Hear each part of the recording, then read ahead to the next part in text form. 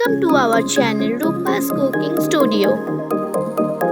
শিম খেতে কারোরই ভালো লাগে না। চলো আজকে এমন ভাবে বানাই সবার ভালো লাগবে। তো প্রথমেই আমাদের লাগছে কিছু শিম, কিছু কাঁচা লঙ্কা, কিছু ধনেপাতা, রসুন, টমেটো, পেঁয়াজ, নুন, হলুদ এবং কালো জিরে।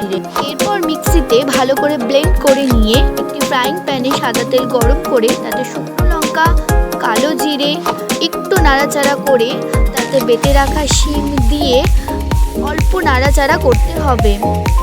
সাইড থেকে তেল ছেড়ে আসলেই শুকনো হয়ে এলেই রেডি আমাদের শিম বাটা। এইভাবে শিম খেলে আর আমাদের শিম খেতে অরুচি হবে না। 8 থেকে 80 সবাই পছন্দ করবে। রুটি, ভাত যে যা চায় সেটা দিয়েই খাবে। লাইক করো, কমেন্ট করো, শেয়ার করো এবং রান্নাটা করে অবশ্যই কমেন্ট করে জানিও কেমন হলো।